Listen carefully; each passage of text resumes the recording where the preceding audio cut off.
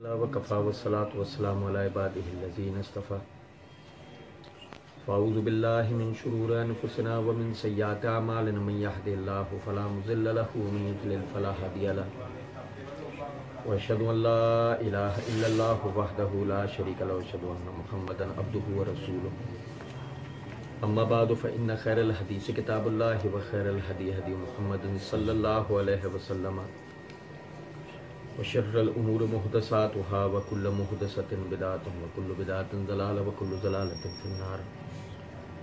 अऊज़ु बिल्लाहि समीइल अलीम मिनश शैतानिर रजीम मिन हम्ज़िहि व नफ़्ख़िहि व नफ़्सिहि। बिस्मिल्लाहिर रहमानिर रहीम।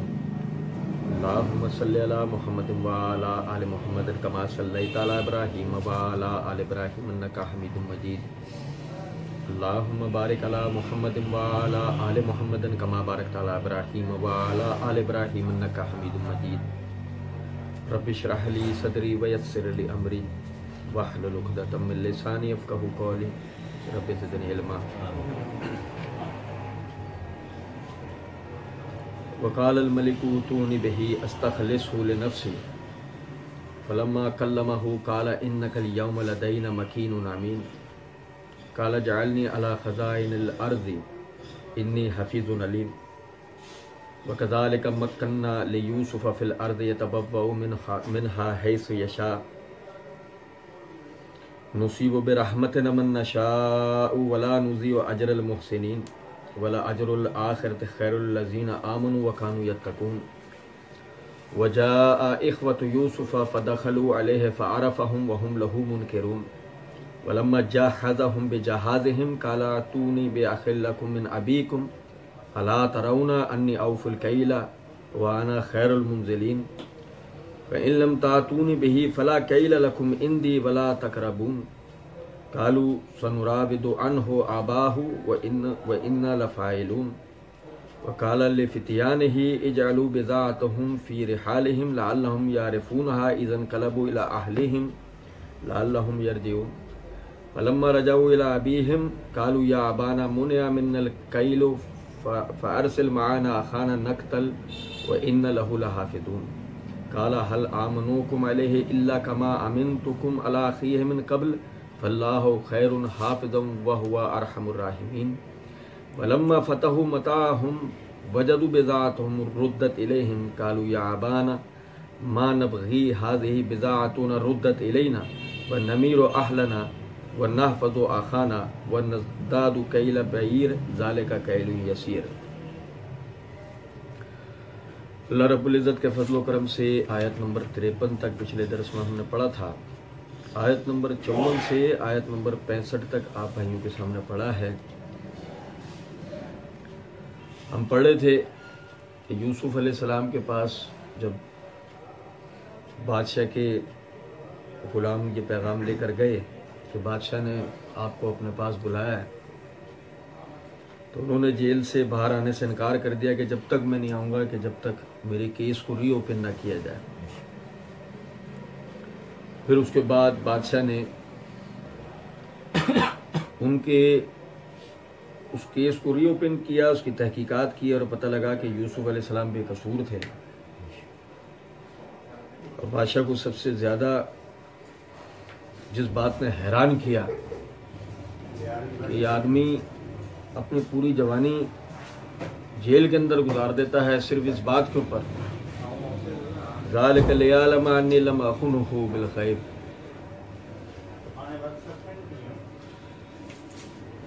मेरे निगहबान को पता लग जाए मैंने उसके पीठ पीछे कोई खयानत नहीं।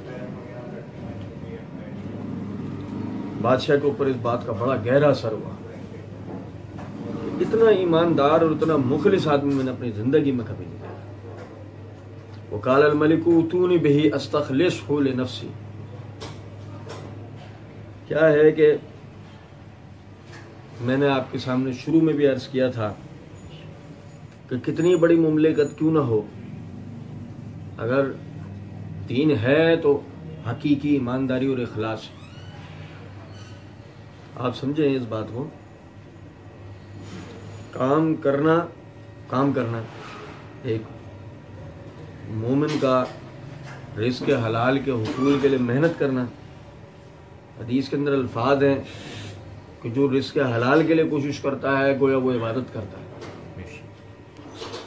तो इससे ये बात पता लगती है कि अगर आदमी अल्लाह की रजामंदी वाला कारोबार करे, अल्लाह की रजामंदी वाला काम करे,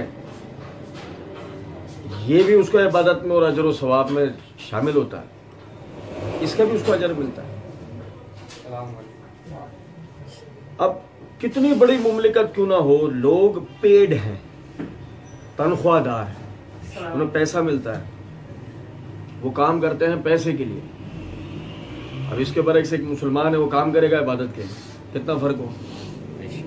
एक है वो सिर्फ अपने पेट के लिए मेहनत करेगा, एक है अल्लाह को राजी करने के लिए मेहनत करेगा, कितना फर्क हो गया इस बात में। उसके पास हजारों की तादाद में दरबारी होने के बावजूद भी, उसके गवर्नमेंट के लोग होने के बावजूद भी, वो इस बात को अच्छी तरीके से जानता था कि मेरे मुल्क में बेतहाशा करप्शन है। अब उस करप्शन को खत्म करने का तरीका, फलम्मा कल्लमहु काला इन्नकल यौम लदैना मकीनुन अमीन। अगली आयत, जो अगली आयत है वो पिछली आयत से पहले मैं आपको बता रहा हूं। उसमें बुलवाया, बिठाया अपने साथ तख्त पे, गुफ्तगू शुरू की, बिल्कुल ऐसे जैसे हिरकल ने अबू सुफियान से की थी। उसने सवालात करने शुरू किए, तुम कौन हो, तुम्हारा कहां से ताल्लुक है, ये क्या है तुम्हारा दीन, ये क्या है तुम्हारा मामला, सारी चीजें पूछना शुरू की। और फिर जब उसे ये पता लगा कि ये अजीज मिस्र के घर में पला बड़ा है, और मैंने पिछले दर्स में भी तवज्जो दिलाई थी कि उन लोगों की उम्र 500-600 साल तो आम होती थी उस जमाने में। अब उस आदमी का 300-400 साल तजुर्बा है, यानी कि ये शख्स ईमानदार है, मुखलिस है। अच्छा, फिर ये वजीर के घर में पला बड़ा है, उसने उठने बैठने, बोल चाल, तौर तरीका गौर से देखा उसने। इन्नकल यौम लदैना मकीनुन अमीन, के जो बातचीत जब हुई यूसुफ अलैहिस्सलाम से, तो कहा कि मेरे नजदीक तो तू बड़ा साहिब वकार और अमानतदार आदमी है। इजअलनी अला खज़ाइन, काला इजअलनी अला खज़ाइन अल अर्ज़ इन्नी हफ़ीज़ुन अलीम। अच्छा, बात आगे ले आने से पहले मैं आपको बताऊं, आप आज समझें जरा इस बात को कि आईएमएफ कहां है और किन के कंट्रोल में है। आईएमएफ अमेरिका में और किन के कंट्रोल में, यहूद के। आईएमएफ का काम क्या है? बहुत सारे कामों में से एक काम यह है कि वो इफरात ज़र को कंट्रोल करता है, यानी कि पैसे की जो कदर है उसका, यानी पैमाने को सेट करना, बुलंद करना, नीचे करना। वर्ल्ड बैंक और आईएमएफ का ये किरदार है। अब मसला ये है, वहां इसलिए है कि इस वक्त ताकतवर मुल्क वो है, पूरी दुनिया का बिजनेस उसकी तरफ सिमट के जाता है, पूरी दुनिया का रेवेन्यू उसकी तरफ सिमट के जाता है। उसने, यानी कि वो आईएमएफ बना रखा, अब वो पूरी दुनिया के पैसे को वहां से यहूदी कंट्रोल करते हैं। सोने की कीमत, पेट्रोल की कीमत, जवाहरात की कीमत, इसी तरीके से दुनिया में जितनी भी करेंसीज हैं उनकी कदर, मिसाल है पाकिस्तान की कदर को नीचे करना है, ईरान की कदर को ऊपर करना है, हो जाएगा। डॉलर नीचे लाना है, रियाल को ऊपर ले आना है, ये भी हो जाएगा। वो जो उसके लिए कॉन्स्पायरेसीज होंगी वो उनके बाएं हाथ का खेल है। एक मैसेज के जरिए सारा काम हो जाना है उनका। वो समझें जरा इस बात को कि अगर बगैर जंग लड़े आप अमेरिका का भट्टा बिठाना चाहते हो तो आपका कंट्रोल वहां तक होना चाहिए। आप उसके महज मेंबर ना हो, आप उसकी सदारती ओहदों पर पहुंचे हो।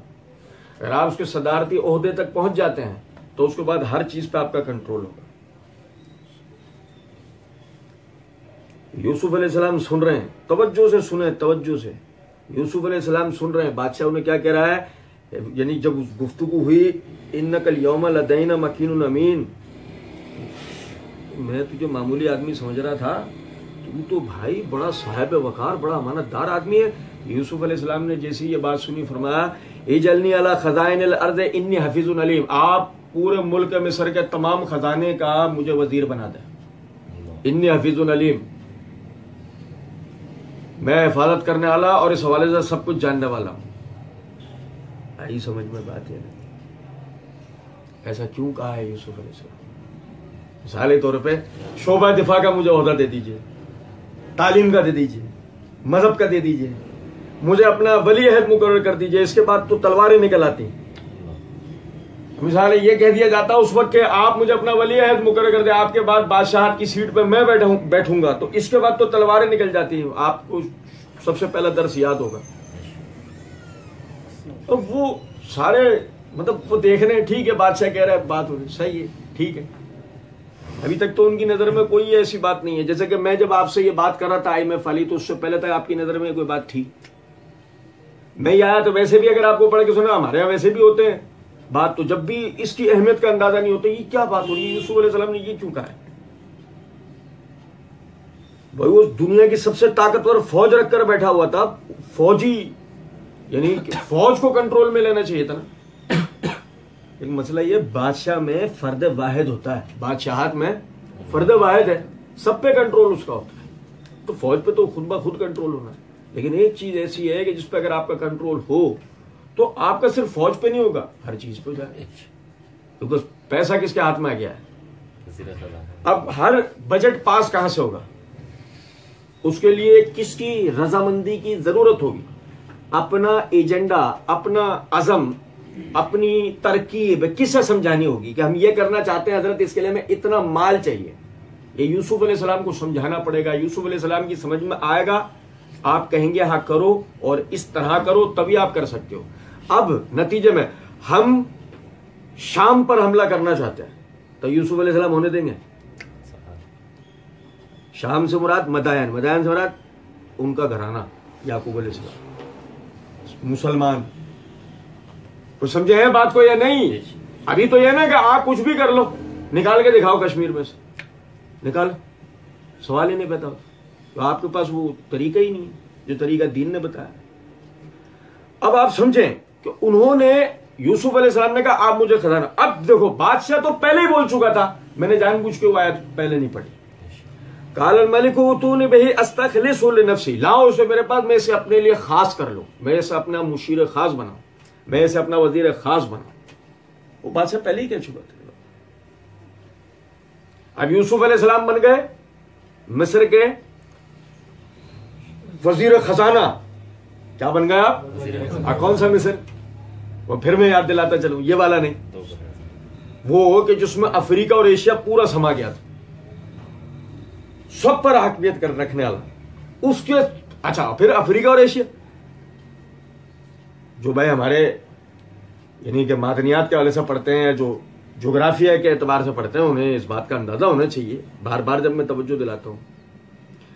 आपका एशिया और अफ्रीका कुदरती वसाइल से माला माल है। दुनिया में सबसे ज्यादा जंगलात अफ्रीका में, दुनिया में सबसे ज्यादा मादनी वसाइल एशिया में, और सब पे मिस्र की हक में, और उन सबका रेवेन्यू खजाना कहां पहुंच रहा है?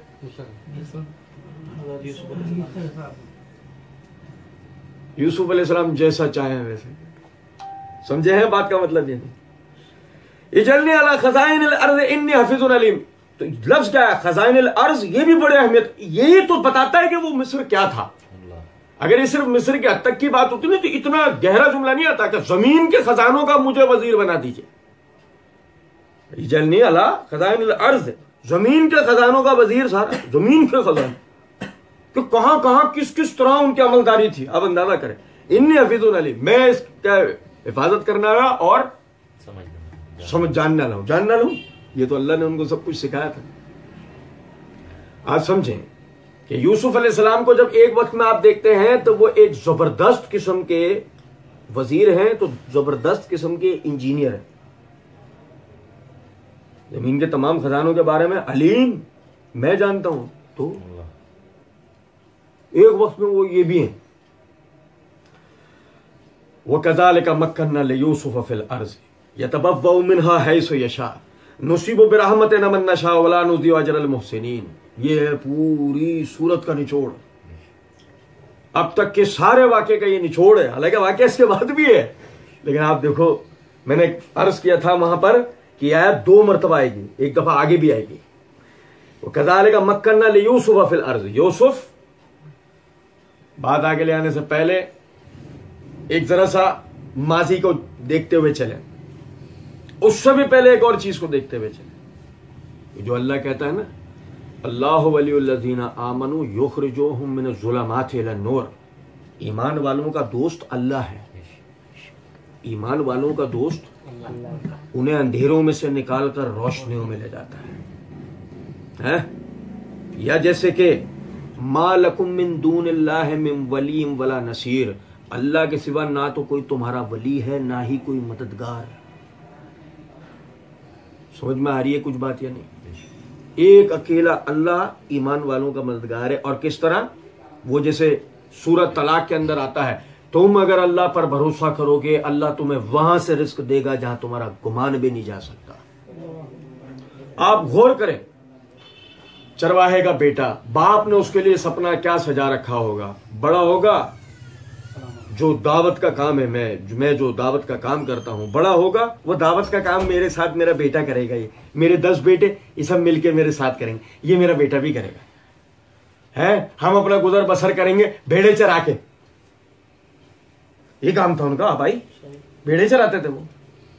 हम भेड़े चरा के अपना गुजर बसर करेंगे।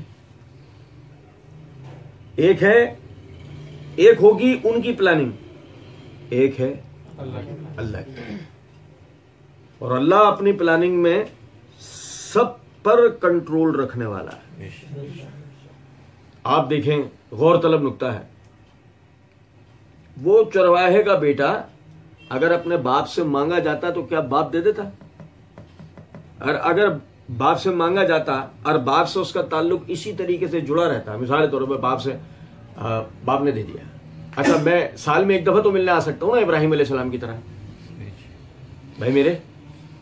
हालांकि इब्राहिम अलैहिस्सलाम साल में एक दफा मिलने नहीं आए, पूरी जिंदगी में 3 मरतबा मिलना है बस। इस्माइल बड़े हो गए, जवान हो गए, इब्राहिम का इंतकाल हुआ, फिर बाद में पूरे अरसे में सिर्फ 3 मरतबा मुलाकात करके गए इस्माइल से। लेकिन आप एक नुकता समझे, ताल्लुक तो सही, मसला यह है कि इसका बाहर की दुनिया से ताल्लुक खत्म कराना है। नहीं समझे? इसका बाहर की दुनिया से ताल्लुक खत्म कराना है, इसे भुलवाना है। भेड़े कैसे चराई जाती हैं, इसे भुलवाना है गुर्बत की जिंदगी को, इसे भुलवाना है वो तमाम चीजें जो एक चरवाहे के घर में ये देखता रहा। अब इसे सिखाना है क्या? बादशाह कैसे खाते हैं, कैसे पीते हैं, कैसे बैठते हैं, कैसे बात करते हैं, कैसे चलते हैं, और बादशाह धमकी कैसे देते हैं, बादशाह फिर जंग कैसे करते हैं, बादशाह फिर फतूहात कैसे करते हैं, और बादशाह इसी तरीके से अपने इर्द गिर्द के लोगों को जोड़ते किस तरीके से, कंट्रोल उनका किस तरीके से आता है। एक एक चीज जो है इसे सिखानी समझानी है। उसके लिए आप समझो कि बज़ाहिर तो यूसुफ को उसके भाई फेंक कर आ गए कुएं में, हम सारा पढ़ते हुए हैं पीछे। बज़ाहिर तो यूसुफ को उसके भाई फेंक कर आ गए कुएं में, लेकिन कुएं से बहुत मुमकिन था यूसुफ वहीं इंतकाल कर जाते। बहुत मुमकिन था यूसुफ को कोई और चरवाहे, कोई और बादिया नशीन, या कोई और मुसाफिर, या कोई किसी और खित्ते के रहने वाले मुसाफिर निकाल के ले जाते, मुमकिन था। लेकिन आप ये देखें कि मिस्र को निकाल के ले जाने, यूसुफ को निकाल के ले जाने वाला काफिला मिस्र का, और निकालने वाला आदमी वो जो गुलामों की खरीदो फरोख्त करता है। भाई नहीं समझे? और मजे की बात ये देखें, या बुशरा हाजा गुलाम, याद है ये अल्फाज? ये अल्फाज बड़े अहमियत के हामिल हैं। जब वो स्टेज लगा था जिस पर गुलामों की फरोख्त शुरू हुई थी, तो सबसे पहले यूसुफ को पेश किया जाना चाहिए था, सबसे पहले। ओहो, मजमे में से अब तक गुलाम खरीद के एक आदमी तो घर वापस नहीं गया ना, इस वक्त तो इस मजमे में सारे लोग मौजूद हैं। अगर इस वक्त यूसुफ को पेश किया जाएगा तो बोली ज्यादा लगेगी, गुलाम बिकते जाएंगे, सब उठ के जाते जाएंगे, गरीब से गरीब, अमीर से अमीर। लेकिन अगर सबसे पहले यूसुफ को पेश कर दिया जाए तो उस मजमे के अंदर अमीर गरीब सारा सब बैठे हैं, अभी तो आगे बढ़ बढ़ के यूसुफ की बोली लगेगी, क्योंकि इतना हसीन बच्चा तो कभी किसी ने देखा ही नहीं है। समझे जरा बात, क्या उसके दिमाग में थी कि वो शुरू में नहीं लाया, वो सबसे आखिर में यूसुफ को लाया। और जब लाया तो उस वक्त लाया कि मजमे में दाखिल कौन हो रहा है? अजीज मिस्र, मिस्र का सबसे बड़ा वजीर मजमे में दाखिल हो ही रहा है, और उस वक्त जो है वो यूसुफ को स्टेज पे लाया जा रहा है। तो बस ठीक है, उतार दो इस बच्चे को, इसकी कोई बोली नहीं लगनी। बात आ रही है समझ में? नहीं, यूसुफ डायरेक्ट कुएं फेंके गए, कुएं से डायरेक्ट मिस्र पहुंचाए गए। मिस्र में डायरेक्ट इस स्टेज पर, यहां से सीधे महल में, यहां से सीधे महल में। है ऐसी मनसूबबंदी हमारे पास, रातों रात महलात में पहुंच जाने की, ऐसा कोई तरीका? अल्लाह रब्बुल इज्जत उन्हें ले गया। और उसके बाद यूसुफ अलैहिस्सलाम, हम पढ़ते हैं सारी, यानी वो जवान नौजवानी का अरसा कहां, सारा लड़कपन से नौजवानी तक का अरसा कहां गुजारा उन्होंने? सारा महल में, सब वहीं सीखा। अब वो सारी चीजें समझ चुके हैं, सही। लेकिन मसला यह है, आज से नहीं जमाने से याद रखें इस बात को कि जब तक आप नीचे से शुरू नहीं होंगे ऊपर तक नहीं जाएंगे। जब तक आप नीचे से, आप मसाइल का हल करेंगे, आपको मसाइल 0 से पता होने चाहिए या 56 से? 0 से पता होने चाहिए कि 56वें मसले से आपने शुरू किया कि 100% मसाइल को हल करेंगे, तब 55% जो मसाइल थे उनको कौन हल करेगा? उन्हें तो आप जानते तक नहीं है, नामों में नाम नहीं है। हाँ? 55% मसाइल सीखने के लिए यूसुफ को गली गली कुछ घुमाना है, तो बकिया की जिंदगी भी लग जाएगी उसकी। कौन सा मिस्र है? ये वाला थोड़ी, वो वाला मिस्र है। बकिया की जिंदगी भी पूरी लग जाएगी यूसुफ की। करना ऐसा है कि यूसुफ को बकिया के मसाइल भी सारे पता होने चाहिए, लेकिन एक ही जगह बैठे बैठे, जिस तरह उसको पहले मसाइल एक ही जगह बैठे बैठे पता लगे। यूसुफ को जेल पहुंचा दिया गया। हमने पढ़ा कैसे जेल में अमीर लोग ज्यादा आते हैं, और खासतौर पे करप्शन ज्यादा मुल्क के अंदर जहां तबकाती तकसीम हो, वहां अमीर तबका आता है। जेलों में सबसे ज्यादा गरीब तबका आएगा, वो पसमानदा तबका कि जो यानी गुर्बत से तंग आकर जराइम करेगा, जिसे अमीर फंसाएंगे, जैसे यूसुफ को फंसाया था। अब जब इस तरह के लोगों के दरमियान यूसुफ पहुंचे, तो अब वो 55% मसाइल जो पहले यूसुफ को नहीं पता थे, वो अब यूसुफ जान चुके थे। और कैसे कि आखिरी के जो साल थे वो तो थे भी वो कि जब गुलाम को ये कह के भेजा था मेरा जिक्र कर लेना। इसका मतलब उससे पहले तक तो यूसुफ बहुत कुछ समझ चुके होंगे, लेकिन मेरा जाके वहां जिक्र करना, लोग वो भी जाके भूल गया या भुलवा दिया गया। अभी ट्रेनिंग में कुछ अरसा बाकी है, तो इसलिए मजीद सिलसिला चलता रहा, यहां तक कि जंदान से निकाले हुए यूसुफ कैसे दिख रहे होंगे। पिछले दर्स में हमने पढ़ा उस खूबसूरत यूसुफ की तरह जिसे देख के उंगलियां काट ली थी, हमने पढ़ा था। जब तो अब कोई नहीं काट रहा उंगलियां, एक दुबला पतला बिल्कुल लागर सा इंसान, कमजोर सा, जिसकी दाढ़ी सर के बाल सब बड़े हुए, जिसके कपड़े फटे हुए हैं, जब पहचान में भी नहीं आ रहा कि ये वही यूसुफ है कि जो महलात से जेल पहुंचाया गया था। लेकिन आप कॉन्फिडेंस चेक करें, ये कॉन्फिडेंस ना जाफर रदियल्लाहु अन्हु में था, ना अबू सुफियान में हिरकल के सामने था। कॉन्फिडेंस चेक करें कि वो फिरौन मिस्र के आगे खड़े होकर वो ये कहते हैं मैं तुझे अपने लिए खास करना चाहता हूं, हाँ तो मुझे सारे जमीन के खजानों का वजीर बना दो। ये क्या हुआ? कहने की जरूरत हो सकती है, खुद से आगे बढ़कर कोई सवाल कर ले, लेकिन उन्होंने किया है। ये कॉन्फिडेंस भी जाहिर है अंदर की खबरों की वजह से उनमें आया होगा ना। भाई मेरे, आप समझ सकते होंगे कि यूसुफ अलैहिस्सलाम किस जगह आकर खड़े हो चुके हैं। और यूसुफ अलैहिस्सलाम, अल्लाह कहता है कज़ालिका मक्कन्ना लियूसुफ फिल अर्ज़, और इस तरीके से हमने एक दफा फिर यूसुफ को जमीन पर तमकीन अता किया। और तमकीन मतलब मिल्कियत, और कैसे? यतबव्वउ मिन्हा हैसु यशा, जहां चाहता था जाता था। वो जो कुएं से नहीं निकल सकता था, वो जो जेल से नहीं निकल सकता था, वो जो महल से नहीं निकल सकता था, अब वही यूसुफ है। यतबव्वउ मिन्हा हैसु यशा, जहां चाहता था वहां जाता था। को रोकने वाला? इसकी मिसाल आसान है, IMF जहां चाहेगा जाएगा।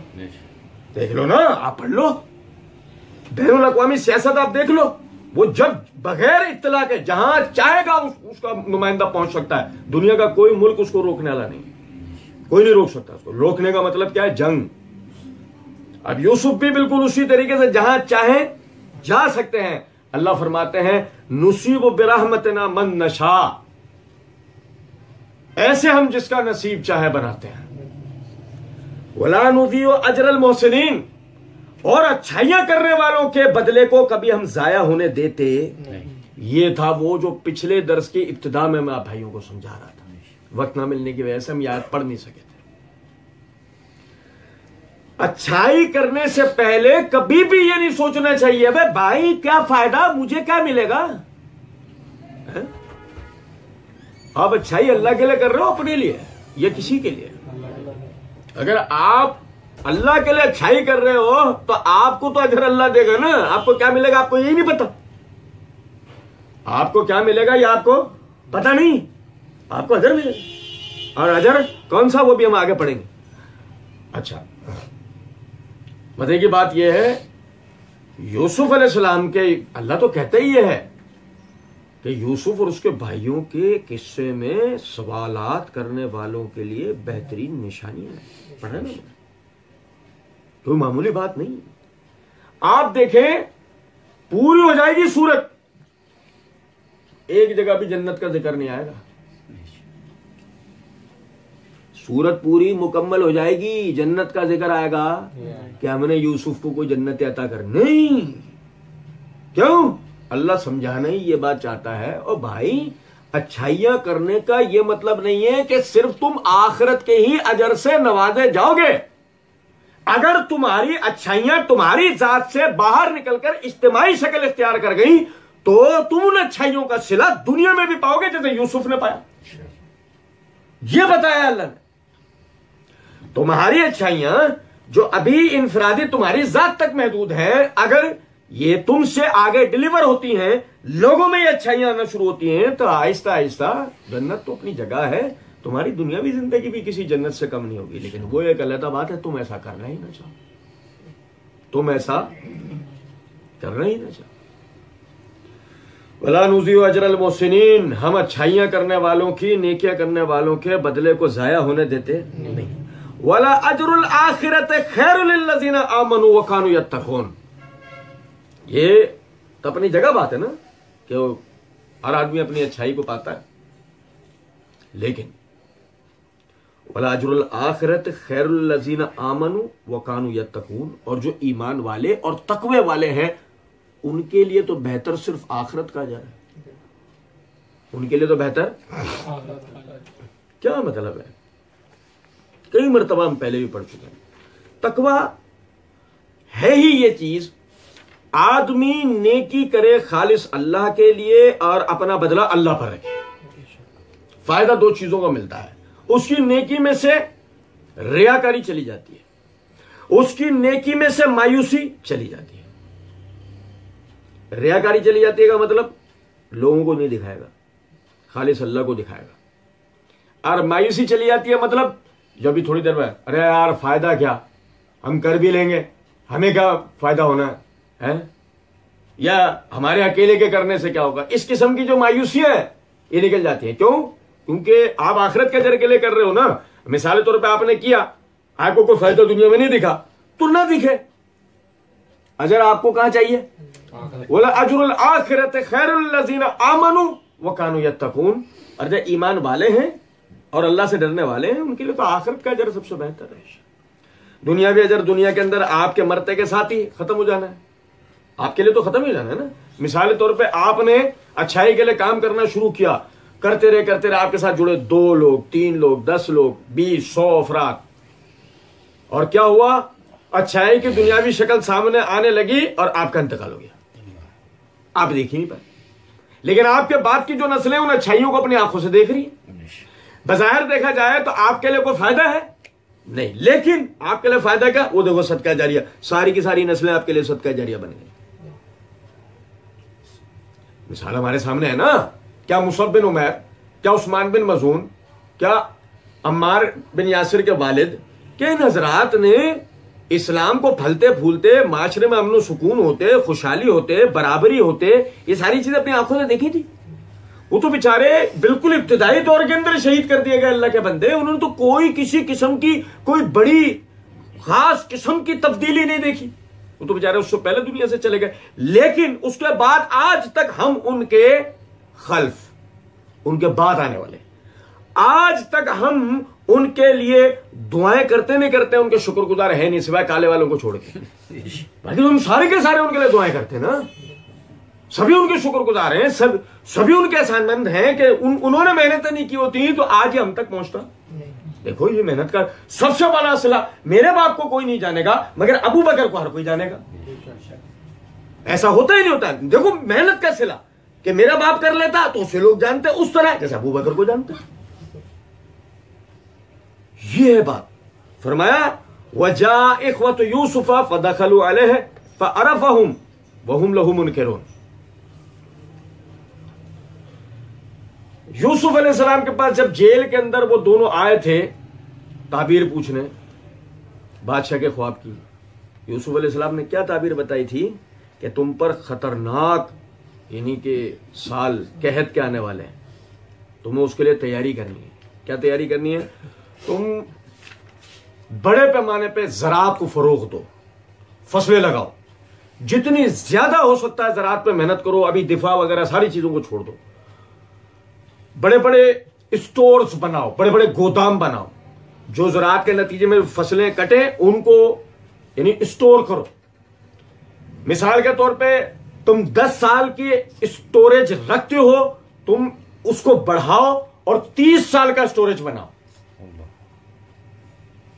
कि 30 साल तक मिस्र की सारी अवाम भी खाए तो खुराक खत्म ना हो। इतने बड़े बड़े यानी स्टोरेज बनाओ और 5 साल तक खेतीबाड़ी पूरे जहां तक हो सकता है अफ्रीका एशिया सब फसलों से भर दो, दोनों बर्रे आजम फसलें काटो, स्टोर कर दो। फिर जो 5 साल इस बीच के चलेंगे, इन 5 साल में उतनी ही निकालना है जितनी तुम खाओगे। इसराफ नहीं होने देना है, फजूल खर्च नहीं होने देना है। आइंदा खाना नहीं बोएगी, आसमान से एक बूंद पानी गिरेगा नहीं, ये अल्लाह की तरफ से फैसला हो चुका है, ये हमने पढ़ा तस्वीर।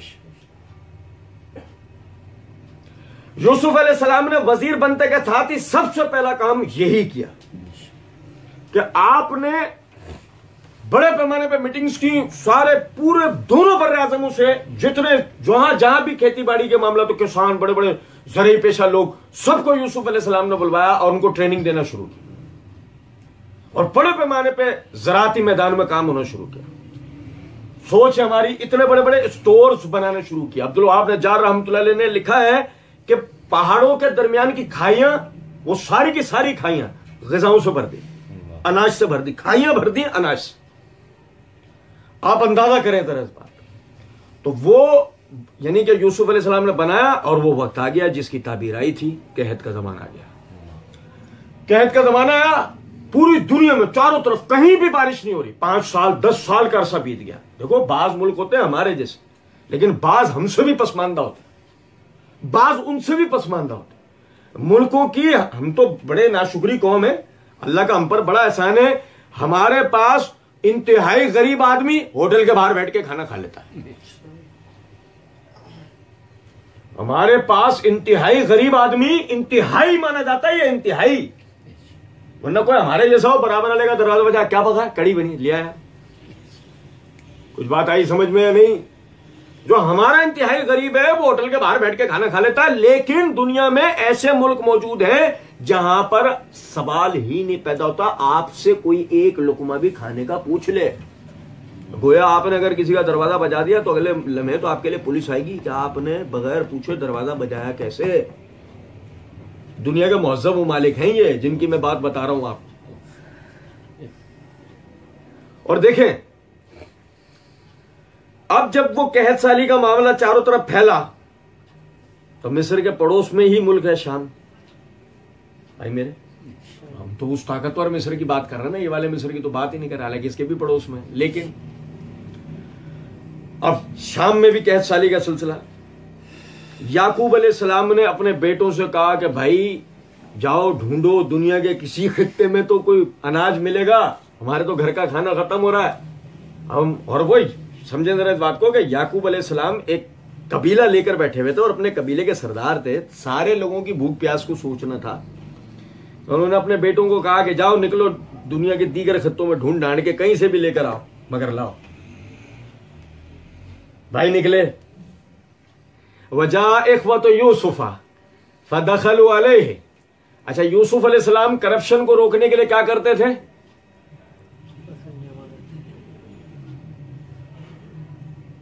मैं बोलने लगा था, मैं जब्त कर लिया। क्या है कि काले शीशे वाली गाड़ियां आ जाती हैं। सुने जरा बात को। यूसुफ अलैहिस्सलाम खुद जाकर जो ना दफातर का चक्कर लगाते थे। जिन जगहों से ग़िज़ाएं तकसीम होती थी ना, अनाज की बोरियां नहीं, तकसीम तो लफ्ज गलत है, बेची जाती थी, फरोख्त होती थी। और मुल्क में जो तकसीम होती थी तो यूसुफ अलैहिस्सलाम खुद उसे मॉनिटर करते थे, एक एक चीज आप देखते, यानी कि बगैर बताए किसी भी गोदाम पर छापा मार दिया करते थे, जाके फौरन देख क्या चल रहा है इस तरह। और फिर वही बात, वो डबल केबिन गाड़ी वाले तो है नहीं ना, वो तो मिस्र वाले हैं वजीर, इसको तो फिर कोई बना सकता है, उन्हें कोई बना सकता है। बात है ये, वहां तो सीधा सा रूल है, बदउनवानी लटका दो, वो थोड़ी जेल में डाल दो, तो बदउनवानी मार दो, बदउनवानी मार दो। एक मौका दिया, ठीक, मार दो, खत्म खत्म। बादशाह क्या करते हैं? यही कहा था ना फतह मक्का के दिन, क्या कहा था रसूलुल्लाह सल्लल्लाहु अलैहि वसल्लम ने जब पूछा था कि तुम क्या समझते हो कि मैं तुम्हारे साथ क्या करूंगा, क्या कि बादशाह हजरत क्या करते हैं वही आप हमारे साथ करेंगे। बादशाह तो यही करते हैं। हम यूसुफ अलैहिस्सलाम के लिए बतौर वजीर चलो ये ऐसा नहीं रखते, लेकिन वो अभी बादशाह तो नहीं है, तो जो बादशाह है वो क्या करेगा? एक बात है ना, वो तो मार देगा, थोड़ी छोड़ेगा। तो मुझसे ठीक। अब ऐसे ही यूसुफ अलैहिस्सलाम यानी महल के उस हिस्से के अंदर बैठे हुए थे जहां से उस स्टोर से जो अनाज जा रहा था। यूसुफ अलैहिस्सलाम के भाई ढूंढते ढूंढते वो आ गए सारे, फदखलू अलैहि, और उनके पास वो महल में दाखिल हुए। फअरफहुम, यूसुफ अलैहिस्सलाम उन्हें पहचान गए, सारों को यूसुफ अलैहिस्सलाम पहचान गए। वहुम लहू मुनकिरून, और वो उन्हें पहचान ना पाया। वो पहचाने कैसे? कौन है ये? आंख में आंख डाल के तो देख नहीं सकता आदमी। भाई मेरे प्यारे, आप नहीं समझे बात। आंख में आंख डाल के तो इसको वैसे ही आदमी नहीं देख सकता है। तो सबसे बड़ा मसला ये है, वो तख्त के ऊपर बैठे हैं वो, और सारे जो है वो सिपाही खड़े हैं उनके, सारी चीज नोट कर रहे हैं वो किसको कैसे दिया जा रहा है ऐसे। सही, वो भाई भी आ गया, वो तो पहचान गए, ये नहीं पहचान पाए कैसे आए। वलम्मा जाहज़हुम बिजहाज़िहिम, अच्छा उन्होंने कहा कि हजरत वो हम आए हैं अपने कबीले की तरफ से, इतना इतना हमें अनाज चाहिए। यूसुफ अलैहिस्सलाम ने कहा ठीक है, दे दो, इन्हें दे दो। अभी सिक्का किसका चलता है? सिक्का कहां का चलता है? मिस्र का। सही, उनकी फूटी गोड़ियां थोड़ी चलेंगी, उनकी फूटी गोड़ियां चलेंगी नहीं। तो बड़ा गौरतलब है, आगे जो अल्लाह ने आयत बयान की ना बड़ी प्यारी आयत है, पता नहीं क्या क्या रुख रखती है वो आयत अपने अंदर। वलम्मा जाहज़हुम बिजहाज़िहिम, यूसुफ अलैहिस्सलाम ने कहा तो ये इनका सामान लोड करवाओ, दे दो। सब कुछ उनका लोड करवाना शुरू किया। काला उतूनी, यूसुफ अलैहिस्सलाम ने जब तक ये सामान लोड हो रहा है ना, भाई कबीले के लिए जा रहा है राशन, 1 घंटे में तो होगा नहीं। ठीक है, जब तक यूसुफ अलैहिस्सलाम ने बिठा लिया, आप लोग कहां से आए? अच्छा, ये सब कौन है आपके साथ? ये हमारे भाई। अच्छा, तो कौन से कबीले से आपका ताल्लुक? फलां। अच्छा अच्छा, कितने भाई हैं आप लोग? तो छोटे वाले को क्यों नहीं लाए? तो छोटे वाले को क्यों नहीं लेके आने, वो वालिद साथ जाने। अच्छा ठीक। अब यूसुफ अलैहिस्सलाम ने कहा ए तूने बे अखिल लकुम मिन अबीकुम, अब के जब आना तो बाप से बोल के छोटे भाई को साथ लाना।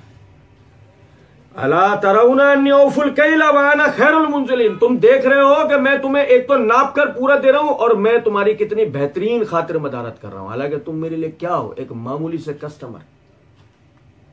तुम क्या हो, तुम्हारी और कोई हैसियत नहीं है मेरे आगे, लेकिन तुम देख सकते हो मैं तुम्हारी मेहमान नवाजी में कोई कमी नहीं कर रहा हूं और पूरा नाप के दे रहा हूं, क्योंकि जितनी तुम लाए हो हमारे यहाँ तो इन सिक्कों की कोई हैसियत नहीं है। इस पे तो वो जो तुम मांग रहे हो वो तो तुम्हें मिलना नहीं है। उस पे तुम जितना हमसे वजन मांग रहे हो अनाज का उतना तो मिलना, लेकिन फिर भी मैं तुम्हें पूरा वजन जो तुमने मांगा तो मैं दे रहा हूँ। भाई अब क्या हो ना, तो अपने भाई अपने बाप से बात करके ना तो उसको भाई को अपने साथ लेकर आना। अच्छा इसमें एक उसूली बात भी है ना।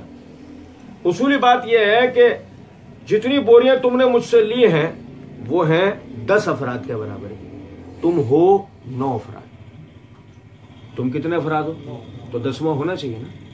मैं आगे जब हिसाब लिखूंगा, जो मैंने बराबरी की एक तकसीम रखी हुई है कि एक आदमी के लिए 1 बोरा, तो जब मैं आगे हिसाब लिखूंगा तो मुझे वहां 10वां आदमी शो करना पड़ेगा ना। और अगर मैंने नहीं किया तो मैं करप्शन को रोकने वाला आदमी हूं, मुझ पर ही करप्शन का इल्जाम आएगा नहीं आएगा। कहां है 10वां आदमी, ये 1 बोरी किधर है। ये बड़ी प्यारी आयत है यार, आप समझो जरा। फरमाया फलम वलम्मा जहज़हुम बिजहर। अच्छा जहाजा, क्या तो आदत से भी तो मजबूर है, तो छोड़ के थोड़ी जा सकते, मौका है यहां भी तो बात करनी होगी ना। अरबी जबान का लफ्ज है जहाज।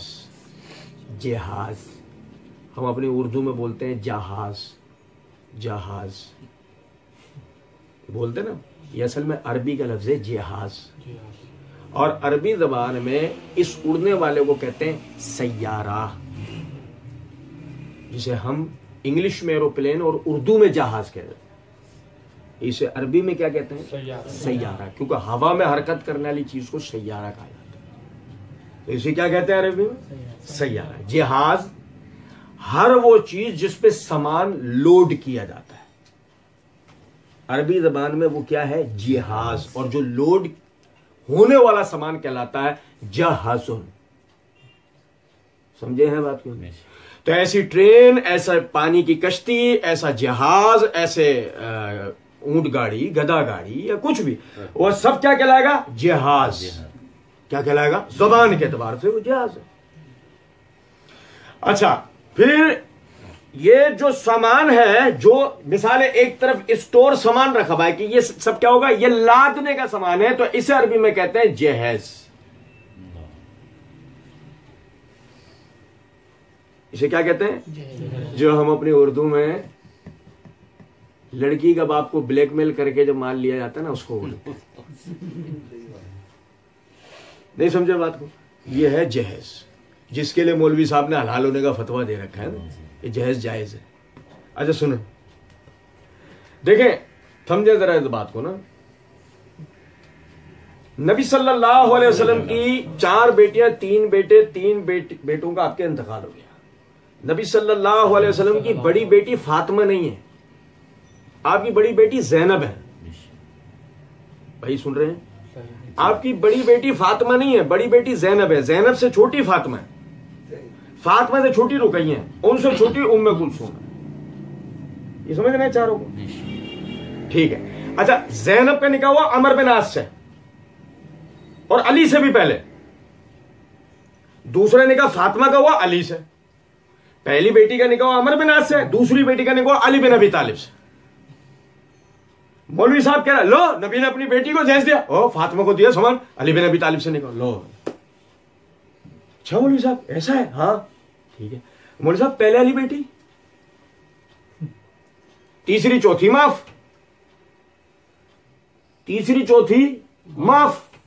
अबे पहले तो फातिमा का भी नहीं, पहले तो ज़ैनब का निकाह हुआ, तो अमर बिन आस को क्या माल दिया। उस बेटी के साथ सामान जहेज का क्या गया था, छोड़ो इसके साथ क्या गया था वो करेंगे बात, लेकिन उसके साथ सामान क्या गया था। मौलवी साहब ने जो निकाल के लानी है ना बात, वो बिल्कुल एंड हो जाएगी। ओ भाई अमर बिन आस वो सरदारों का लड़का, उसको माल की क्या जरूरत, लो हो गया एंड हो गया। तो वो जब दूसरी बेटी को दिया फिर इसका मतलब वो जायज नहीं है, वो अपने मुसलमान भाई की मदद है। ये समझे हो मेरी बात या नहीं? और भाई अब देखें, जो शख्स भी सीरत का मुताला किया हुआ है, जिसने सैयदना अली बिन अबी तालिब रज़ी अल्लाह तआला अन्हु की सीरत पढ़ रखी है, वह इस बात को अच्छी तरीके से जानता है कि अबू तालिब जो है वो बिल्कुल तलाश हो गए थे, बिल्कुल गरीब हो गए थे। यही वजह है कि कहां तो उन्होंने कुरानदाजी करके अपने भाइयों के दरमियान रसूलुल्लाह सल्लल्लाहु अलैहि वसल्लम को परवरिश के लिए लिया था, और कहां वक्त यह आ गया था कि उनकी अपनी औलाद की परवरिश उनसे मुश्किल हो रही थी, तो नबी सल्लल्लाहु अलैहि वसल्लम काम करने के लिए घर से बाहर निकले, आपने भेड़े चराई, आपने मेहनत की, और फिर उसके बाद आपने अबू तालिब के घर को संभाला, जिसकी सबसे बड़ी मिसाल अली की तरबियत हुई रसूल क्या तो वो ऐसे हुई ना, वो ये थी ना वजह कि वो घराना का लाश हो गया था।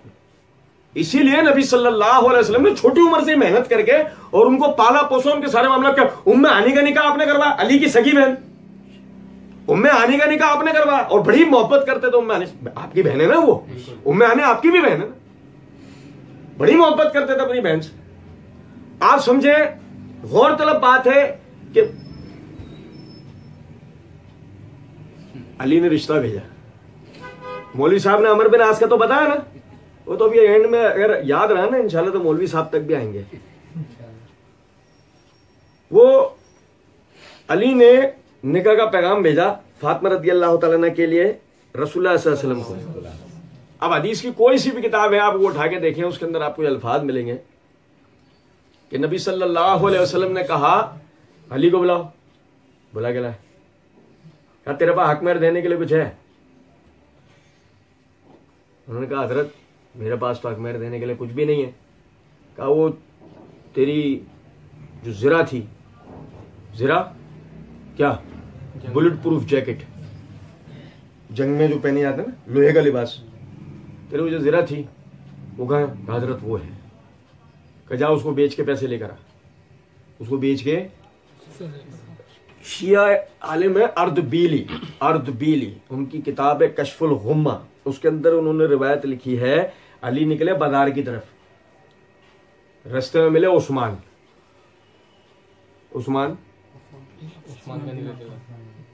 जिन्होंने मिर्जा जी की रातों की नींदें हराम कर रखी हैं। मिर्जा जी का खाना हजम नहीं होता जब तक उस्मान रज़ी अल्लाह अन्हु की मुखालफत ना कर ले। अब भाई उस्मान रास्ते में मिले, कहाँ जा रहे हो? ये ज़रा लेके कहाँ जा रहे हो? ये ज़रा लेके बाजार में कहाँ जा रहे हो? हजरत इसे बेचने जा रहा हूं। क्यों? फौजी और ज़रा बेचने जा रहा है? नहीं समझे, मुजाहिद आदमी और ज़रा बेचने जा रहा है। क्यों? कहा हजरत वो मेरा फातिमा से निकाह तय हो गया ना, हक मेहर देने के लिए मेरे पास कुछ नहीं है, इसको बेच के पैसे लाऊंगा हक मेहर। अच्छा तो कितने की बेचते हो? हजरत 40 दिरहम। अच्छा 40 दिरहम, ठीक है लाओ दो, दी उनको ज़रा। उन्होंने 40 दिरहम उनके हाथ में दिए, गिनो तो गिने, कितने? 40 दिरहम, ठीक है। तुमने मुझे ज़रा दे दी? दे दी। मैंने तुम्हें रकम दे दी? हाँ। हमारा तुम्हारा सौदा हो गया? हाँ। तुम राजी हो? हाँ। ठीक है, ये मेरी तरफ से तुम्हारी शादी का तोहफा, ये मेरी तरफ से तुम्हारी शादी का, बाकी तो सबको ही मरना है। किसी को कहाँ जाके मरना है? किसी को नेपाल जाके मरना है, बाकी तो सबको ही मरना है। कोई गैरत से मरेगा, कोई बेगैरती में मर जाएगा, ऐसे ही है ना? ठीक है। अब आप देखें, वो आए रसूलुल्लाह सल्लल्लाहु अलैहि वसल्लम के पास है, मौलवी साहब ने अबू दाऊद नसाई की बस रिवायत का वो एक हिस्सा पढ़ देना है, उसको पूरा तारीखी पस मंजर तबरी अल बिदाया व निहाया में है ना, वो मौलवी साहब ने नहीं पढ़ना, तो फिर अभी मौलवी साहब तक भी जाएंगे हम इंशाल्लाह। अच्छा, नबी सल्लल्लाहु अलैहि वसल्लम ने उनकी वो रकम ली और उससे एक चक्की, आटा पीसने की चक्की, एक पानी का मशकीजा, एक चटाई और 2 तकिए जिनमें खजूर के पत्ते सूखे हुए भरे हुए थे, वो खरीद के सैयदना अली के घर भिजवाए। शादीशुदा घर में इमरजेंसी जिन चीजों की जरूरत है वो यही तो है। उस जमाने में फ्रिज वगैरह ये सारी चीजें थी ना हाजी साहब के घर में, जो है नहीं समझे बात को, ये सब चीजें उस वक्त में तो नहीं थी। अच्छा जी, ये उनके घर आपने भिजवाया। और कैसे? ये आगे पस मंजर भी हम पढ़ेंगे, भिजवा दो। बकिया जो हकमेहर, यानी कि हकमेहर के किए 2 हिस्से, 20 दिरहम उनका हकमेहर मुकर्रर हुआ, 20 दिरहम की ये चीजें आ गई। तो अगर ये जहेज है तो पैसे किसके हैं? दूल्हा के। दूल्हा है उसका, बस ले लो, ले आओ, हमें कौन सी टेंशन। दूल्हा ये है ना दलील, तो बाकी उसके बाद तो सब फसाद है, बाकी तो सिर्फ वो क्या है, जबानी रट्टे हैं। फिर तो असल में तो ये निकाल के लाए थे ना दलील। तो अगर ये दलील जहेज की है तो आधे का हकमेहर मुकर्रर हुआ, वो भी अपनी जगह एक मसला है। जो आधे का हकमेहर मुकर्रर हुआ ना, वो भी अपनी जगह का मसला है। वही हकमेहर तुम मुकर्रर कर लो, अब भले आज की करेंसी में कन्वर्ट कर लो, हम तो राजी हैं। मौलवी साहब मानेंगे? मौलवी साहब का जानबूझ के नाम लेता हूं क्योंकि छुपते जाके मौलवी साहब के पीछे मौलवी साहब जवाब दे देते हैं। हमारे यहाँ कुछ मौलवी साहब, अभी भी पिछले दिनों भी हमारे 2-3 मौलवी साहबों के पास से होकर आए। तो आप समझे जरा इस बात को कि बाकायदा कैफियत यह है कि वो 2 हिस्से हो गए, 20 दिरहम वो मुकर्रर हुए हकमेहर के। ठीक है, आपने इस हदीस को दलील बनाना है तो ये हकमेहर मुकर्रर कर लेना। 20 दिरहम से आया सामान, ये पैसा किसका है? ये उस लड़के का है। लड़के से ले लो, लड़के के बाप से ले लो, घर में डलवा दे। ये हो गया सामान, कौन सा? जो उसकी जरूरत के लिए। लेकिन इसको भी अगर माइक्रोस्कोप लगाकर देखोगे ना जब भी, तो इसमें जहेज मिलेगा। आप वाला जहेज उसमें भी नहीं मिलना, जो आप कह रहे हो वो जहेज उसमें भी नहीं मिलना। और अगर मजीद आगे बात लेके चलें, जैसे हम नजरो न्याज की बहस में पढ़ते हैं, मैं एक सवाल देता हूं तहकीक के लिए, मुझे वो मौलवी साहब बताएं जो न्याज करते हो। बिल्कुल उसी तरह मुझे वो मौलवी साहब बताएं जिन्होंने अपनी बेटी की शादी की और जहेज दिया। कोई भी फिरका उठा के देखे, वो मौलवी साहब दिखाओ जो जहेज के जवाब पे बातें करता हो और अपनी बेटी की या अपनी शादी करे अपनी बेटी की, या उसने जहेज दिया। ये समझ रहे हैं मेरी बात या नहीं?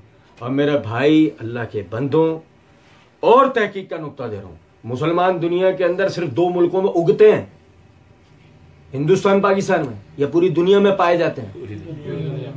पूरी दुनिया की शादियां उठा के देख लो, जहेज सिर्फ हिंदुस्तान पाकिस्तान है, दुनिया में कहीं भी जहेज नहीं। पूरी दुनिया की शादियां उठा के देख लो। अमीर लोग हैं, अमीर तरीके से शादियां करेंगे, वो एक अपनी जगह बात है। अमीर लोग होंगे, अमीर तरीके से शाहाना शादियां कर लेंगे, मगर कोई सामान आने जाने तो दुनिया में जितने मुल्क है मुसलमानों के, सब जगह उठा के देख लो, कहीं आपको यह तस्वुर नहीं मिलेगा। यह तस्वुर सिर्फ हिंदुस्तान में, कदीम हिंदुस्तान से अब तक चला रहा है। आप हिंदुस्तान की तारीख उठा के पढ़ लो, लड़की बारात जाती थी, बारात के पीछे घोड़े ऊंट सामान के लद के जा रहे होते थे लड़के वालों के। पढ़ लो आप हिंदुस्तान की तारीख, आप तारीख फरिश्ता देख लो, आप चर्चनामा देख लो, या और जो हिंदी तारीख है, या जो डॉक्यूमेंट्रियां बनी हुई है हिंदुस्तान की तारीख पर, वो उठा के देख लो, और आज के हिंदुस्तान को भी उठा के देख लो, आपको ये चीज मिलेगी। जहेज का तस्वुर जिस तरह कबर परस्ती के तस्वुर के हम खिलाफ इस हिंदुस्तान से थे, आप देखो हमारी बदबख्ती बदकिस्मती देखो आप, वो सारी हिंदुआना सकाफत जिसके खिलाफ हम इस मसलक से जुड़े थे, हमने उनमें से अपनी मर्जी की बात चीजों पे समझौते कर लिए। मेहंदी माइयों करेंगे, जहेज देंगे लेंगे, ये सारी रस्में किसकी हैं? ये सारी हिंदुओं की रस्में। अगर आप शिर्क के हवाले से उनकी मुखालफत करते हैं तो आप यानी शादी के हवाले से उनके मुताबिकत क्यों करते हैं? कुछ बात आ रही है समझ में या नहीं? बात सीधी सी है, दीन है हमारा हमारे मतलब का, हम उतने पर अमल करेंगे जिस पर हमारा दिल करेगा। वो जिसको कहते हैं ना इत्तिबाए सुन्नत, वो सिर्फ नाम की है, हम हकीकी मुत्तबे सुन्नत अभी तक बने हैं नहीं बने। हम समझौते करते हैं। मैं अमूमन एक बात कहा करता हूं, देखो अल्लाह ज्यादा हकदार है कि हम अल्लाह से डरे। कार्ड पे लिखा हुआ है निकाह मसनूना, काम कोई भी सुन्नत वाला नहीं। कार्ड पे क्या लिखा हुआ चोचो ने? काम कोई भी सुन्नत वाला नहीं है, तो वो निकाह मसनूना को और फिर वैसे भी हमारे यहाँ तो एक मसला है ना, एक मखसूस किस्म की फ़िक़्ह है जिसकी 10-10 जिल्द है, समझ तो आप गए होंगे। तो वैसे भी उसके अंदर लिखा था ना, भाई में जामो कबूल का नाम निकाह है, भाग के भी हो सकती है ना, तब मंदिर में भी हो सकती है, फिर चर्च में भी हो सकती है, जैसे कोर्ट में होती है तो ऐसे इधर भी हो जाएगी ना। आपने जब दीगर चीजों में समझौता कर लिया, वहां आप इस पे भी कर लो, और चर्च में, मंदिर में, इधर उधर जहां जैसे दिल करे। आप हिंदुस्तानी मुसलमानों के खिलाफ मत जाया करो। अगर मिसाल के तौर पे आपको नजर आ रहा हो शाहरुख खान आरती उतारने दो, आप भी तो ये सब कर रहे हो। वो इस हद तक पहुंच गया, आप उस हद तक अगले 20 साल बाद चले आओ, अगले 50 साल बाद चले आओ। अगर वो आरती उतार रहे हैं, ये वो उनके घर में पूजा पाठ वाला मंदिर है, वो सारी चीजें अगर वो करते ना, आप देखो जरा इनको, नहीं तो अपने आप को भी तो देखो ना पहले। मिसाल के तौर पे उनको देखना था 10-20 साल बाद आप भी उस जगह पर जाके खड़े होगा, और नहीं आप सहाबा किराम रिज़वानुल्लाह अलैहिम अजमईन की रविश पर हैं। देखो आप समझो, निकाह मसनून का मतलब यह है कि आप अपने निकाह में वो बरकतें चाहते हो जो सहाबा को मिले। अनस बिन मालिक रज़ियल्लाहु तआला अन्हु, सुनो जरा बात को, नबी सल्लल्लाहु अलैहि वसल्लम के लिए सख्त सर्दी की रात में वुजू का पानी लेकर आए। नबी सल्लल्लाहु अलैहि वसल्लम ने देखा उस लड़का, बच्चा ये मेरे लिए कितनी तकलीफ उठाता, छोटे से थे 9-10 साल के, बच्चा मेरे लिए कितनी तकलीफ उठाता है। नबी सल्लल्लाहु अलैहि वसल्लम ने फरमाया, अल्लाह ताला तेरे माल में, तेरे अहल वयाल में बरकत दे। अभी हम मिर्जा की वीडियो का जवाब शुरू कर रहे हैं आज से ना, वो भाई की इजाजत नहीं है मुझे, वरना मैं अभी बोल देता वो लफ्ज यहां पे। समझे जरा बात। मिर्जा जी कहते हैं कि नबी के लिए भी तो ये बात ना कि नबी की हर दुआ थोड़ी कोई कबूल होती है, वो हम देंगे इसका जवाब इंशाल्लाह वीडियो। लेकिन अभी जरा आप समझे जरा इस बात, अल्लाह ताला तेरे माल में, तेरे अहल वयाल में बरकत दे। अनस बिन मालिक रज़ियल्लाहु अन्हु कहते हैं, मेरे बराबर में मेरा बेटा बैठा हुआ होता था, मुझे ये नहीं पता था ये मेरा बेटा है। मेरे बराबर में मेरा बेटा बैठा होता था बाज़ मरतबा, अब मुझे ये नहीं पता होता ये मेरा बेटा। इतने बेटे, वो 7 बाप के जवान हुए। सहाबा किराम रिज़वानुल्लाह अलैहिम अजमईन में मशहूर तरीन बड़े असहाब में, वो जो पहले दूसरे तबके के असहाब हैं, उनमें सबसे ज्यादा उम्र जिस सहाबी ने पाई वो अनस बिन मालिक, और सबसे ज्यादा अराजी जायदाद अगर किसी सहाबी की थी वो अनस बिन मालिक। क्या रसूलुल्लाह सल्लल्लाहु अलैहि वसल्लम ने दुआ दी, अल्लाह ताला तेरे माल में, तेरे अहलो अयाल में बरकत दे। हम निकाह मसनून सुन्नत, अरे कर ही इसलिए रहे, हमारी शादीशुदा जिंदगी में बरकत है, वरना 5 दिन बाद बैठे होंगे, ये बोल लिया, उसका बाप ये बोल रहा, उसकी माँ ये बोल लिया, हमारी बहन ये बोल लिया, उसकी हमारी अम्मा ये बोल लिया, और रो रहे। ये मनुष्यतें, ये बेबरकतियां इसी वजह से तो होती हैं कि हम पहले ही बिस्मिल्लाह ही अपनी गलत कर रहे होते हैं, जब तो ये सारे मामलात होते हैं। सुन्नत के मुताबिक हो, तरीके से हो, बाकी तो फिर नफ्सियाती तो मसले हम सबके साथ है ना। नफ्सियाती मसले तो शरीयत में माफ है, लेकिन इसके अलावा की बाकी जितनी भी चीजें हैं, तो उसके लिए तो कम से कम हम वो तरीका अख्तियार करें जो अल्लाह रब्बुल इज़्ज़त ने हमें तरीका बताया है। बाकी इंशाल्लाह आइंदा दर्स के अंदर हम पढ़ेंगे। अल्लाह रब्बुल इज़्ज़त समझने और अमल करने की तौफीक दे। वमा अलैना इल्लल बलाग।